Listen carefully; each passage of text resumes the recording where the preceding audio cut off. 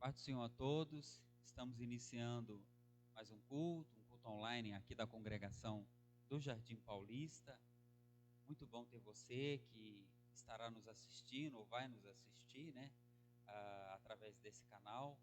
Quero dizer para todos os irmãos que estamos passando por um período de quarentena, né, onde as igrejas têm autorização de fazer culto online ou live, né? E também quero dizer para os irmãos que não deixe, tá?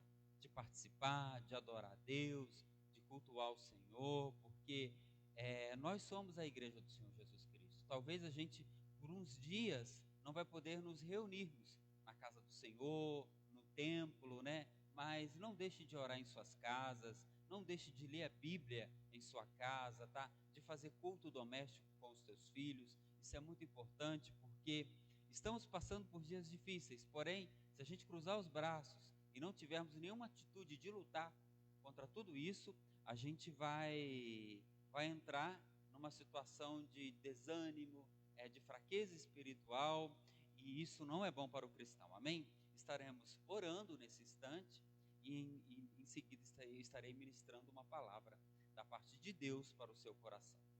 Seu Deus e Pai, nessa noite, peça a tua bênção, Senhor, sobre a vida dos teus filhos, que tu venha nos guardar, nos proteger nos teus caminhos, ó Deus. Te peço, Senhor, que cada um dos teus filhos que estão no seu lar ou aqui na igreja sejam abençoados através da palavra do teu servo que vai ser ministrada. Te peço também, Senhor, que tu venha encorajar, fortalecer os corações dos teus filhos, retirando, Senhor, todo o temor, todo o medo, toda a ansiedade, Senhor, todo o desespero. Ó Pai, estamos passando por dias em que a igreja, Senhor, ela necessita, Senhor, da tua mão forte, do teu auxílio, do teu poder. Por isso, ó Pai, eu te peço que tu venha nos guardar, nos proteger na tua presença. Também, Senhor, nessa noite, te peço que tu venha retirar, Senhor, toda infecção, toda enfermidade que porventura esteja sobre os teus filhos, ó Pai. Alguns sabemos que estão internados, Senhor, outros estão em quarentena nos seus domicílios, mas eu te peço, Senhor, que tu venha guardá-los e protegê-los de todo mal. Derrama da tua graça, derrama da tua vida sobre a vida dos teus filhos. Amém. Glória a Deus. Irmãos, antes da gente iniciar com a palavra, eu só queria deixar um aviso. A gente está fazendo culto online, tá? E domingo, a partir das 19 horas, teremos o nosso culto nessa mesma plataforma, tá? Então você, pelo Facebook principalmente, você comece a acompanhar a gente nesses trabalhos, tá? Porque a igreja tem que ser dinâmica. Estamos vivendo tempos, épocas, né? Que a igreja ela vai ter que se adaptar com algumas coisas. A gente vai voltar com os nossos cultos, porém, a gente vai continuar usando essas plataformas tão especiais que são o Facebook, o YouTube e o Instagram. Amém? Queria compartilhar um texto da palavra de Deus que está em 1 Samuel, capítulo 14, versículo 6. Primeiro livro de Samuel, capítulo 14, versículo 6. Amém? Diz assim: Disse, pois, Jonatas ao moço que lhe levava as armas: Vem, passemos a guarnição dos incircuncisos. Porventura, operará o Senhor por nós? Porque para o Senhor nenhum impedimento há de livrar, com muitos ou com poucos. Esse texto, que está aqui no versículo 6, do capítulo 14 do livro de 1 Samuel, ele narra a guerra que houve entre os filisteus e o povo de Israel. Essa guerra ocorreu no segundo ano do reinado de Saul. Saul tinha sido o primeiro rei imposto pelo povo. Até então, antes, Israel tinha juízes que lideravam a nação. Saul foi o primeiro rei, e Saul, após o seu segundo ano, ele escolheu 30 mil homens, 3 mil homens que pudessem segui-los como soldados para a guerra. E nesse período, levantou-se contra Israel o povo dos filisteus, que era uma nação muito poderosa na época, que era uma nação muito grande. Tanto é que no versículo 5 do capítulo 13, a Bíblia diz assim: e os filisteus se ajuntaram para pelejar contra Israel. E eram 30.000 carros, 6.000 cavaleiros e soldados, né? Uma multidão tão grande que era como a areia à beira do mar. Essa era a grandiosidade do exército dos filisteus. Porém, a gente vê que aqui no versículo 15, desse mesmo capítulo 13, que o exército que Israel tinha era apenas 600 homens, pior ainda, desarmados, sem arma. Então veja a discrepância, né? A diferença do exército dos filisteus contra o exército de Israel.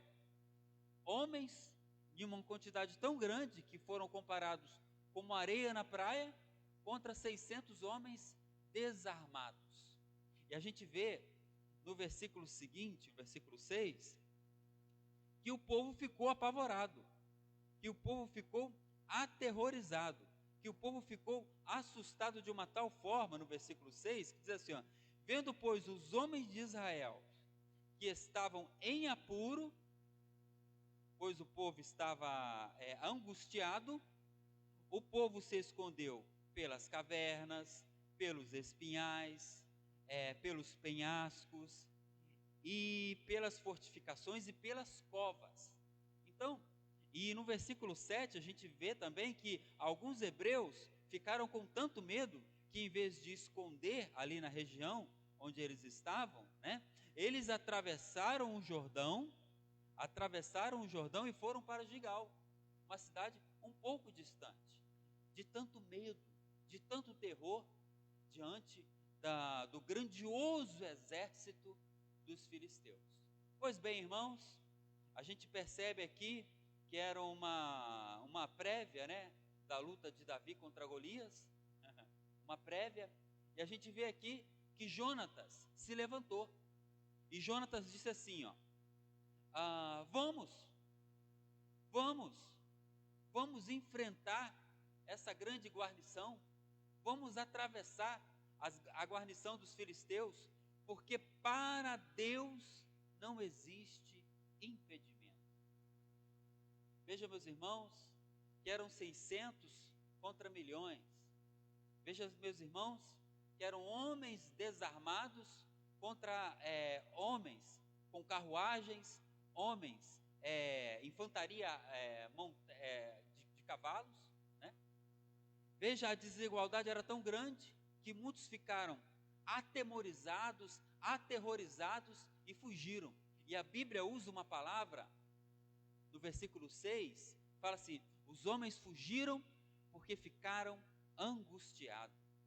Porém, a gente vê aqui no versículo 6, do capítulo 14, que Jonatas disse, vamos desafiar, vamos lutar contra os filisteus, porque eu confio no meu Deus. Aqui, irmãos, eu vejo uma coragem muito intensa de Jonatas e eu vejo um desafio. A gente, muitas das vezes, na nossa vida, vê a barreira, vê o obstáculo, vê o inimigo, vê a luta e fica aterrorizado, né? Fica aterrorizado ao ponto de querer se esconder. Aqui no texto a gente vê que se esconderam em covas, né? Se esconderam em penhasco, e muitos, no nosso dia a dia, diante de uma dificuldade, a gente tenta se esconder também. Mas eu vou dizer uma coisa para você, para Deus não existe impedimento. Vejamos bem que a coragem desse homem fez com que ele fosse escondido do seu pai, Saul, fosse junto com o seu pajo de armas, no local onde ficavam os filisteus, né, nas suas guarnições, e diz a Bíblia que ele foi em direção, e quando ele andava na direção dos soldados do exército filisteu, os homens iam caindo, ao ponto de que quando os outros viram isso, ficaram mais assustados ainda e começaram a fugir, e começaram a debater-se entre eles, e houve terremoto, e Deus fez com que Jonatas e o seu fiel escudeiro prevalecesse contra aquele poderoso exército. Na nossa vida, no nosso dia a dia, também temos gigantes, também temos exércitos grandes a serem desafiados. Exemplo, o alcoolismo, um filho nas drogas, uma enfermidade. E muitas das vezes a gente não tem a atitude de fé, a atitude de desafiar esse empecilho, essa luta, esse obstáculo, esse inimigo. Muitas das vezes a gente quer se esconder dentro de uma caverna, dentro, debaixo de um guarda-roupa, de uma cama, não sei. Tenta se esconder com medo. Mas para Deus não existe impedimento. A gente vê aqui que ele falou assim, ó, seja com poucos ou com muito, o Senhor operará em nosso favor. Tenha confiança, meu irmão. Tenha confiança. Eu lembro um fato que aconteceu aqui na nossa cidade, de uma mãe que o filho dela estava nas drogas. E chegou a cobrança da dívida que ele tinha. E a cobrança veio com uma sentença de morte. Se não pagar até determinado dia, vamos matar o seu filho. E aquele desespero na mãe, e aquele temor. E a mãe falou, eu não vou ficar inerte diante dessa situação. Eu vou dobrar os meus joelhos e vou orar ao Senhor, porque eu confio no poder do meu Deus. E Deus agiu de uma forma tão grande, que usou uma pessoa do lar daquele homem que estava cobrando a dívida do jovem, para falar com ele da misericórdia de Deus, do poder de Deus, através da profecia. E no dia que aquele homem foi cobrar no lar daquela irmã, tudo que ele ouviu no lar dele, ele ouviu da boca daquela irmã, com coragem, com poder, com arrojo.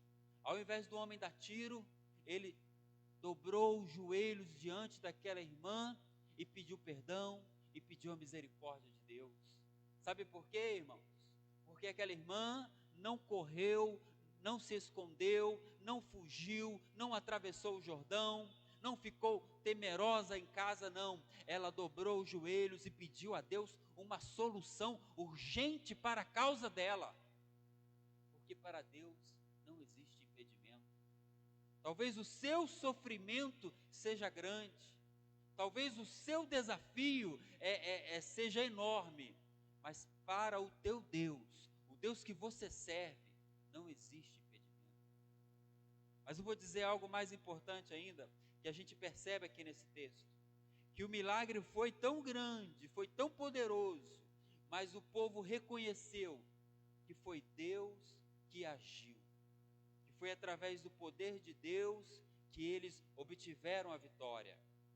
Veja bem, a gente vê a vitória de Gideão, um jovem que liderou um povo que com 300 homens destruiu um povo muito maior, os medianitas, que era um povo terrível, que saqueava.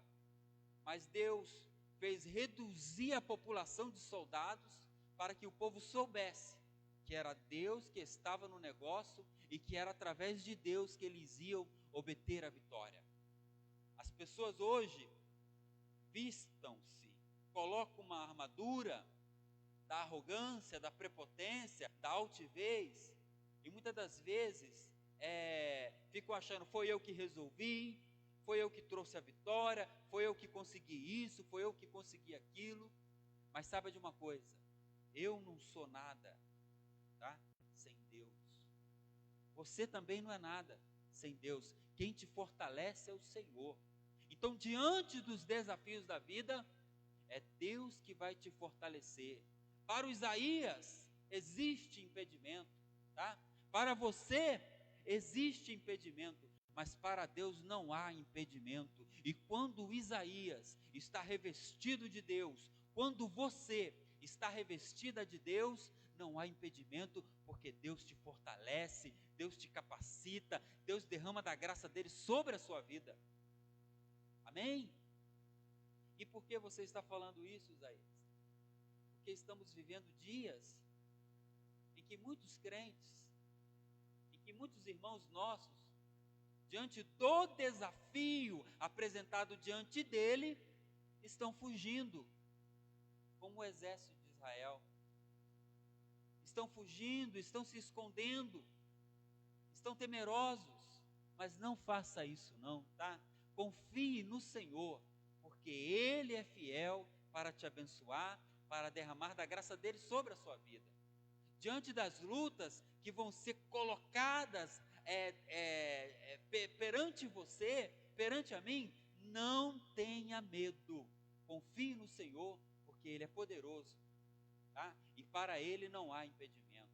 Eu lembro de uma certa vez na minha vida, né, em que eu fui fazer uma cirurgia, e como eu fiquei com medo daquela cirurgia, aí falaram para mim assim, esse médico é muito bom. Aí eu me tranquilizei.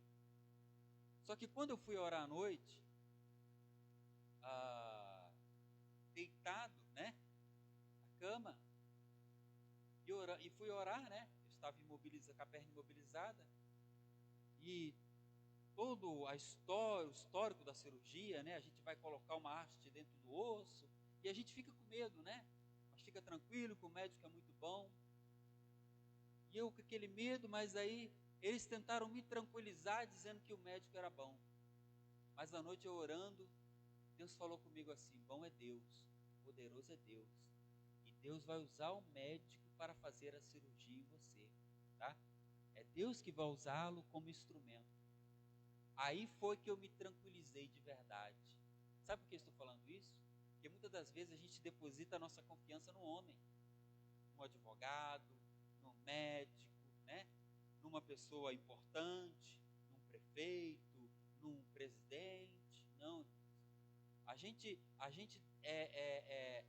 deve confiar nas autoridades, nos médicos, sim, mas a gente deve confiar primeiramente em Deus. Sabe por quê? Porque o nosso Deus tem um domínio de todas as coisas, tá? Ele tem o controle de todas as coisas. É Ele que diz vai, é Ele que diz vem, é Ele que diz fica, tá? E a gente tem que estar debaixo do teu controle, debaixo do teu domínio, debaixo da sua vontade soberana, acreditando e confiando no seu poder, porque é isso que vai tirar de nós toda angústia. E para finalizar, eu quero ler esse versículo aqui.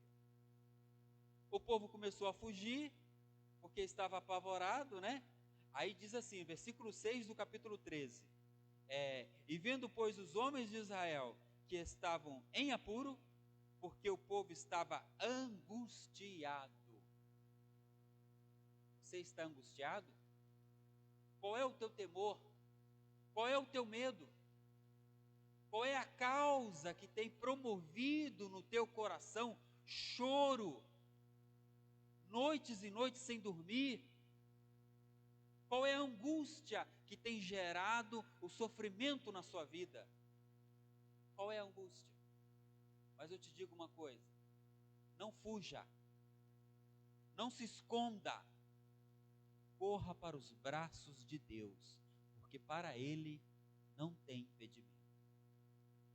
A sua família, a sua saúde está nas mãos de Deus. Não fique angustiado por causa das circunstâncias da vida, mas confie no Senhor, que Ele tem o melhor para você, tá? Ah, mas eu não tenho condições. No versículo 6 do capítulo 14, Jonatas falou, pode ser com muitos ou pode ser com poucos, uma certeza eu tenho, se Deus estiver comigo, vamos vencer, tá? Vai com essa pequena força que você tem, tá? Repreenda essa angústia, repreenda esse medo, não corra, mas coloque em Deus a sua confiança, a sua fé, e Ele vai derramar da graça dEle sobre a sua vida. Estarei orando e convidando a você, para domingo às 19 horas, estar juntamente conosco, cultuando a Deus, né? Participando dessa reunião de oração e adorando ao Senhor, tá? Porque Jesus está voltando. Pode ser esse mês, tá? Pode ser mês que vem, pode ser essa semana. Devemos ficar preparados, devemos estar com a vida na presença de Deus. Amado Deus, nessa noite, peço, Senhor, que Tu venha retirar toda tristeza, todo medo, Senhor, todo temor do coração do Teu filho ou da Tua filha. Pai querido, eu não sei a situação que o Teu filho está atravessando, Senhor, mas ele está atravessando um período de dificuldade, e eu te peço, Senhor, venha colocar uma palavra de coragem no coração do Teu filho. Venha, Senhor, retirar todo medo, todo trauma, Senhor, toda angústia, todo sofrimento, e venha colocar, Senhor, a presença maravilhosa do Teu Espírito Santo. Meu Deus, sabemos que Tu és um Deus onipotente, um Deus soberano, um Deus superpoderoso, e eu te peço, Senhor, que Tu venha derramar da Tua graça sobre a vida do Teu filho, Senhor, e fazer com que ele se aproxime de Ti, e sinta a Tua presença, sinta a Tua força sobre a vida do Teu filho. Ó Deus, guarda-nos na Tua presença, Senhor, nos protege de todo mal, retira, Senhor, toda enfermidade, toda dor, Senhor, todo sentimento de medo, repreenda, Senhor, e venha derramar da Tua graça de uma forma abundante. Ó Deus, guarda-nos na Tua presença. É isso que te pedimos e assim lhe agradecemos, no nome santo de Jesus. Faça assim com as suas mãos. O amor de Deus, a graça salvadora do nosso Senhor Jesus Cristo e a doce consolação do Espírito Santo esteja com todos e todos digamos juntos, amém. Deus abençoe a sua vida.